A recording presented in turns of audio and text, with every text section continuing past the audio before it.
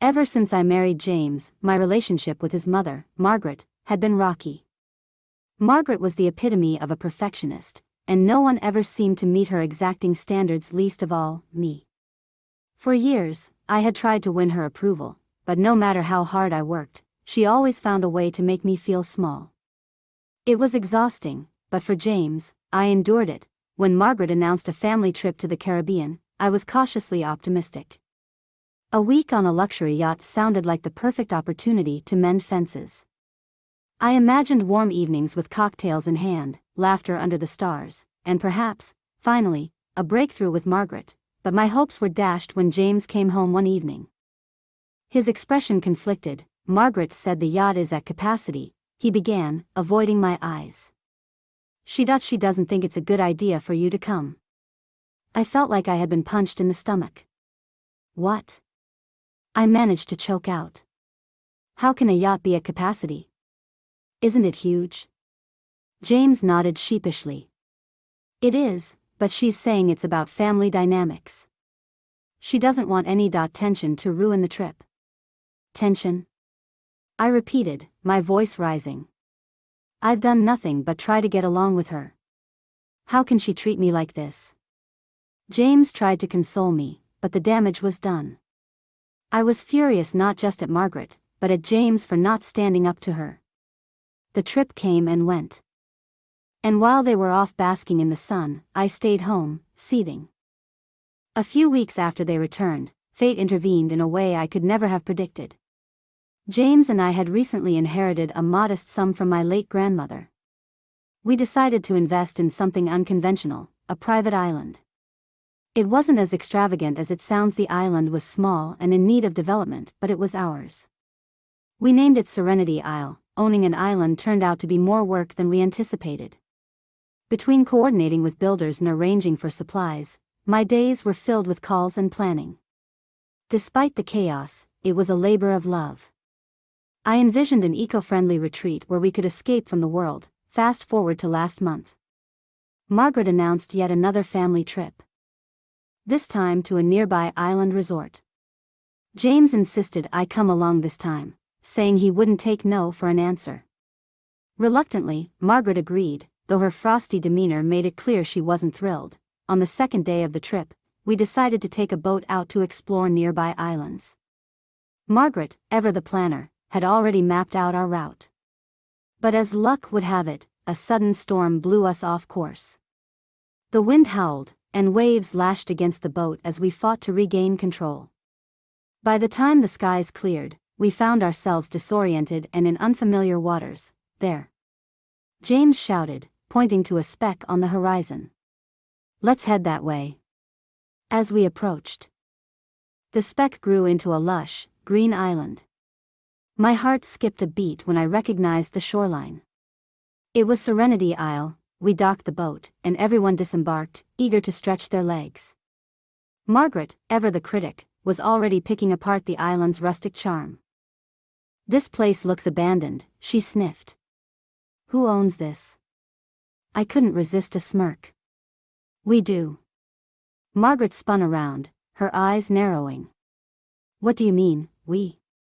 "James and I own this island," I said, relishing her shock. "We've been working on it for months." Her mouth opened and closed like a fish out of water. For once, she was at a loss for words. James, bless him, looked both amused and proud. "You own an island?" Margaret finally managed to sputter. "Yes," I said, walking ahead to lead the group inland. "It's called Serenity Isle. We're turning it into an eco-retreat." As we explored, I pointed out the progress we'd made, the solar panels, the tiny cabins nestled among the trees, the rainwater collection system.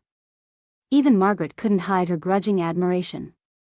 But just as I thought the tension might ease, she found something to criticize. "Why would you invest in something so risky?" she demanded, her voice dripping with disdain. "What if it fails?" "What then?" Her words struck a nerve. "Margaret, for once, could you try to be supportive instead of tearing everything down?" I snapped. "This is our dream, and whether you approve or not, we're proud of it." The air between us crackled with tension. Margaret's eyes narrowed, but to my surprise, she didn't retort. Instead, she turned and walked ahead, leaving James and me standing in uneasy silence. That night, as we gathered around a makeshift fire pit, the atmosphere was thick with unresolved emotions. Margaret remained quiet, her gaze fixed on the flames. But then, out of nowhere, she spoke. "When I was younger, I had a dream to open my own business," she began, her voice uncharacteristically soft. "I poured everything into it, but it failed. I lost money, time, and confidence. I guess I see a bit of myself in what you're doing here, and it scares me." Her vulnerability caught me off guard. For the first time, I saw Margaret not as a critic, but as someone who had faced her own struggles. "I'm sorry that happened to you," I said gently. "But we're doing everything we can to make this work. And even if it doesn't, at least we tried." She nodded slowly, her expression unreadable. "Maybe you're right. Maybe I've been too harsh." By the time we returned to the boat, the tension that had always existed between us seemed to have eased. Margaret even asked me a few questions about the island's development, and though her tone was clipped, it felt like a step forward. The trip ended on a surprisingly positive note. Back at the resort, Margaret pulled me aside. I may have misjudged you," she said haltingly. "The island is impressive. You've done well."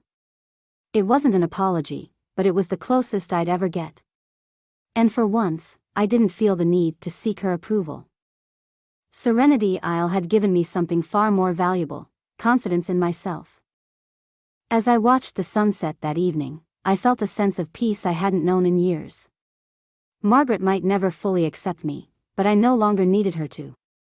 I had my island, my husband, and a future as boundless as the horizon. In the following weeks, I immersed myself in the island's development, working tirelessly to bring our vision to life. James and I planted native flora, built additional eco-friendly cabins, and even invited local artisans to contribute to the project. Word about Serenity Isle began to spread, drawing interest from sustainability enthusiasts and potential investors alike. Margaret, to my astonishment, became a surprising ally. She began recommending contacts who could assist with marketing and logistics, even offering advice on improving guest experiences. While her tone still carried hints of condescension, her actions spoke volumes. "You've truly done something remarkable here," she admitted during one of her visits. "I might even consider hosting a family reunion on Serenity Isle someday." It was a small victory, but a victory nonetheless. Over time, our interactions softened. We'd never be best friends, but there was mutual respect growing between us. Looking back, I realized Margaret's initial rejection had been a blessing in disguise. If she hadn't excluded me from that first trip, I might never have discovered the strength and determination needed to create Serenity Isle. Sometimes, the storms we fear the most blow us onto the shores we're meant to find.